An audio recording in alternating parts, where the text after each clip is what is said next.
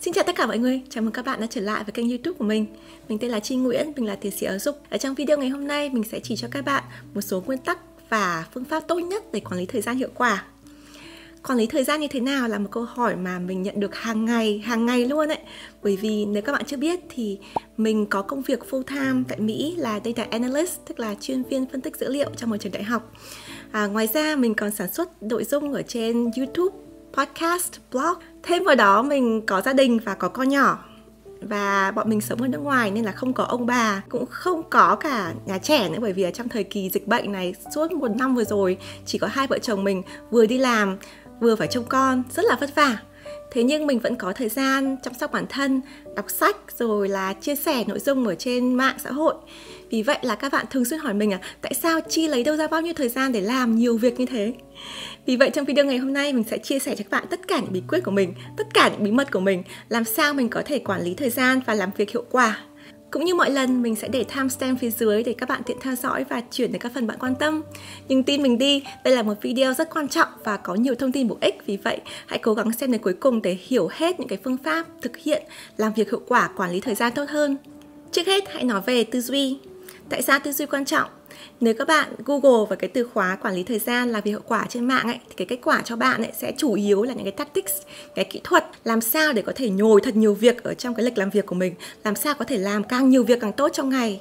Nhưng mà theo mình cái tư duy này nó hơi bị sai lầm, bởi vì là một ngày của con người cái thời gian nó có hạn thôi, và mình không chỉ làm việc mà mình phải có thời gian nghỉ. Kể cả mình có cố gắng nhồi thật nhiều việc ở trong ngày nhưng mà cái cơ thể, cái trí não của mình nó không thể vận động được với cái cường độ cao như thế. Mà kể cả mình có làm được như thế thì nó kéo dài, nó nhiều ngày, nhiều tuần, nhiều tháng mình phải làm với cái cường độ như thế thì mình cũng sẽ dẫn đến burnout, cũng sẽ dẫn đến stress, cũng dẫn đến những cái vấn đề sức khỏe.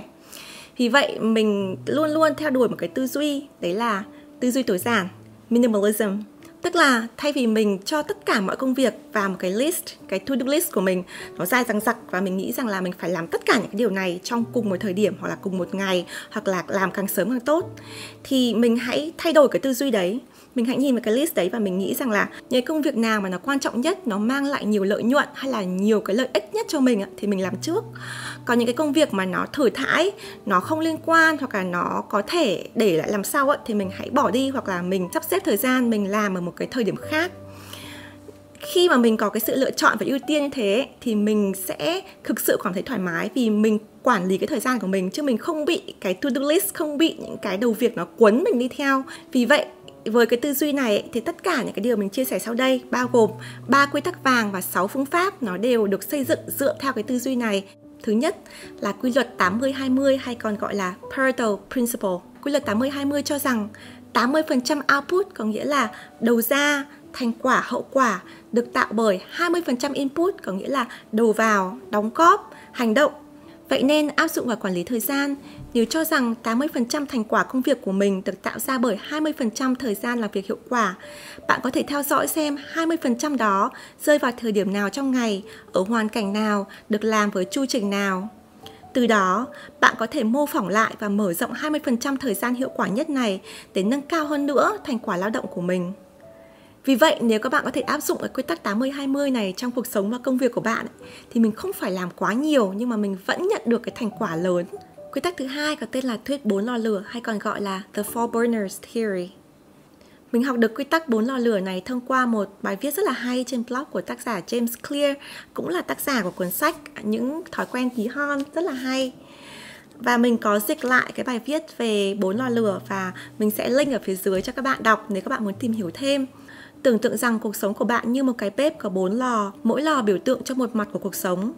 Lò thứ nhất là gia đình, lò thứ hai là bè bạn, lò thứ ba là sức khỏe, lò thứ tư là công việc.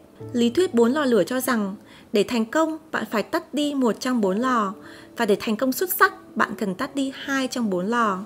Điều này có nghĩa là cái gọi là cân bằng cuộc sống trong thực tế nó không bao giờ hoàn hảo. Một người bình thường không thể nào vừa chu toàn việc nhà, lại vừa làm việc xuất sắc ở công sở, lại vừa có thời gian cho bạn bè, lại vừa chăm sóc được sức khỏe. Và kể cả bạn có dàn trải cái sự tập trung của mình cho tất cả những công việc đấy thì chưa chắc là cái công việc đấy nó đã tốt, bởi vì là mình bị phân tâm, mình bị dàn ra quá là nhiều.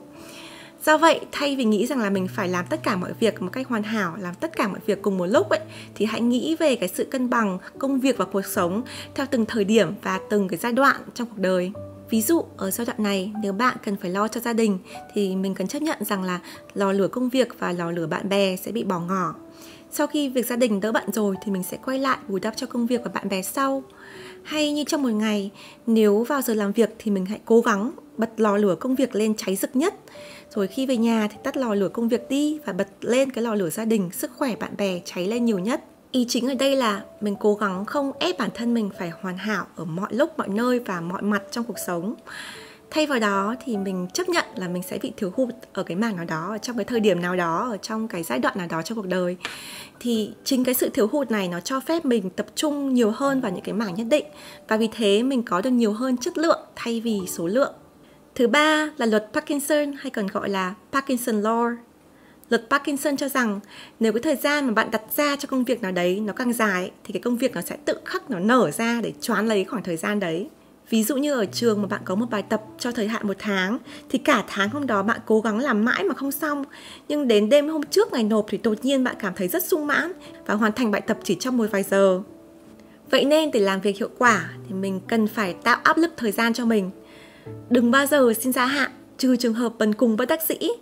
Và đặc biệt những cái công việc mà nó không có thời hạn, nó không có deadline thì mình cũng phải tự tạo deadline cho mình để tạo cái áp lực cho mình thắng cái quy luật Parkinson này. Sau khi đã nắm được 3 quy tắc vàng để có thể quản lý thời gian và làm việc hiệu quả, bạn có thể đang tự hỏi là làm sao có thể ứng dụng 3 quy tắc này vào trong thực tế cuộc sống của mình. Thì mình sẽ giới thiệu cho các bạn 6 phương pháp bạn có thể làm ngay hôm nay để làm việc hiệu quả hơn. Phương pháp thứ nhất là ma trận Eisenhower hay còn gọi là The Eisenhower Matrix. Một trong những cách tốt nhất để đặt thứ tự ưu tiên cho cái to-do list của mình là ứng dụng vào ma trận Eisenhower. Ma trận này là một mô hình gồm có 4 tiêu chí chia làm 4 ô: khẩn cấp, không khẩn cấp, quan trọng, không quan trọng. Ô khẩn cấp và quan trọng là những nhiệm vụ cần phải làm ngay lập tức. Ô quan trọng nhưng không khẩn cấp là những nhiệm vụ mà mình nên để kế hoạch để làm sau. Ô khẩn cấp nhưng không quan trọng là những nhiệm vụ mà mình nên ủy thác cho người khác. Ô cuối cùng, không khẩn cấp và không quan trọng là những nhiệm vụ mà mình cần phải loại bỏ hoặc chỉ làm khi có thời gian rảnh, khi mình đang nghỉ ngơi mà thôi.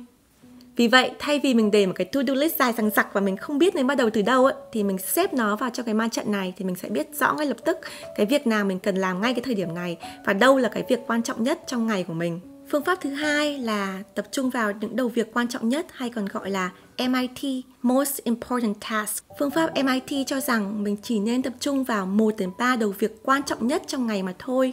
Đây thường là việc thuộc nhóm khẩn cấp và quan trọng trong ma trận Eisenhower.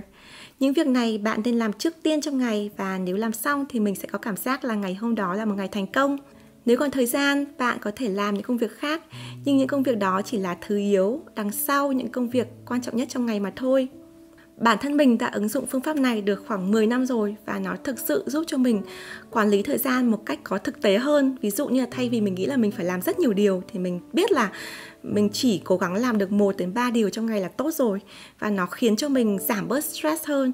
Nó khiến mỗi một ngày mà mình làm được 1 việc hoặc là 3 việc ở trong cái nhóm đầu việc MIT của mình thì mình thấy là hôm nay là một ngày thành công thì mình sẽ vui hơn và có cái động lực để làm tiếp những ngày sau tốt hơn. Phương pháp thứ 3 là phương pháp Pomodoro hay còn gọi là quả cà chua. Đây là phương pháp mà mình sẽ làm tập trung trong vòng 25 phút và nghỉ 5 phút rồi lại làm tiếp chu trình 25 phút. Mình đã có hẳn một video nói rất kỹ về phương pháp này, giải thích những việc bạn có thể làm trong 25 phút để tập trung tối đa và những việc mình có thể làm trong 5 phút để có thể nghỉ ngơi được tốt nhất. Về cơ bản, Pomodoro giúp cho mình tăng sự tập trung hơn rất nhiều vì nó tạo cho mình áp lực thời gian cũng như là cho mình 5 phút để nghỉ ngơi, lấy lại tinh thần, lấy lại cái sức khỏe để mình có thể tiếp tục cái chu trình mới.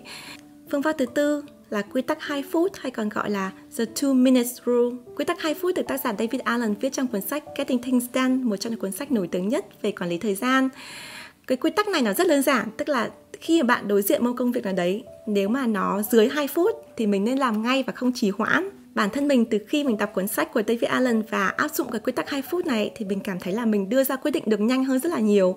Thay vì là khi trước đây thì mình có một cái công việc gì đó trước mắt thì mình nghĩ rằng là mình có nên làm công việc này ngay bây giờ hay không, hay mình để lại đằng sau, thì mình nên nghĩ rằng là công việc này mình làm trong khoảng bao nhiêu lâu. Nếu mà nó dưới 2 phút ấy, thì mình sẽ làm ngay. Thường ở đây là những cái công việc nhỏ nhặt ở trong cuộc sống ấy, thì nếu mà mình làm được ngay cái thời điểm đấy thì nó sẽ giúp cho mình bớt được trì hoãn, bớt được cái quy luật Parkinson. Phương pháp thứ 5 là làm theo nhóm, hay còn gọi là batching.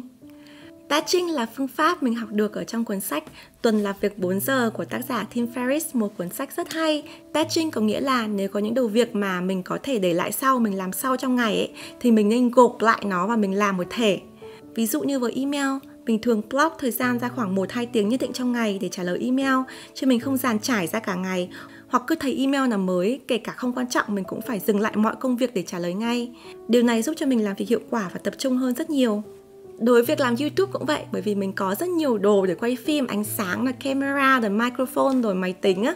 Do vậy, khi mà mình set up một cái setup để quay phim như thế này thì mình cố gắng là mình quay từ 2 đến 3 clip một lần. Hay như khi mình làm podcast cũng thế. Gần đây mình có một cái thử thách 7 ngày làm podcast, là mình tự thử thách cho mình. Mỗi ngày mình sản xuất ra một tập podcast mới. Nhưng không có nghĩa là mình ngày nào mình cũng mở ra mình thu mới tinh, mà mình sử dụng batching, tức là mình sẽ ghi âm trong vòng 2 ngày và mình edit trong 2 ngày.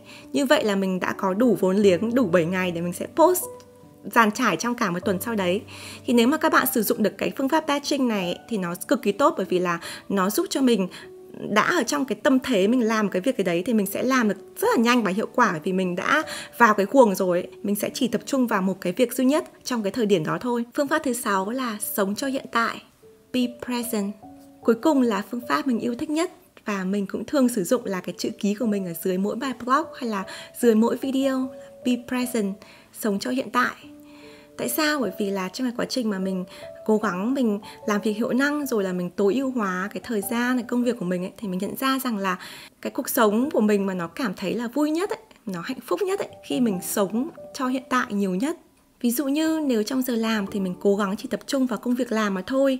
Còn xong việc rồi thì mình sẽ đi nấu ăn hoặc đi chơi với chồng con, thì mình sẽ chú tâm vào việc đó thôi, chứ mình không có nghĩ về công việc. Như vậy mặc dù mình có ít thời gian làm mỗi việc, nhưng từng việc mình đều làm với 100% sự tập trung và tâm ý.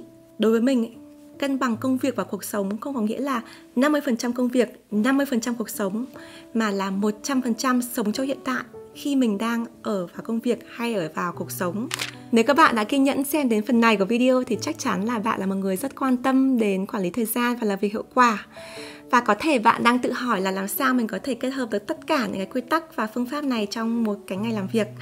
Thì thực ra trong suốt hơn 2 năm vừa qua, mình đã phát triển một cuốn planner, một cuốn sổ mà mình tự tạo ra với tất cả những cái quy tắc khoa học này để làm cho mình có cái hệ thống làm việc hiệu quả trong một ngày. Nếu các bạn quan tâm đến dự án này và muốn giúp cho mình hoàn thành cuốn sổ planner được tốt nhất thì hãy giúp mình trả lời khảo sát ở phía dưới. Cảm ơn tất cả mọi người và hẹn gặp lại mọi người trong một ngày không xa. Bye bye!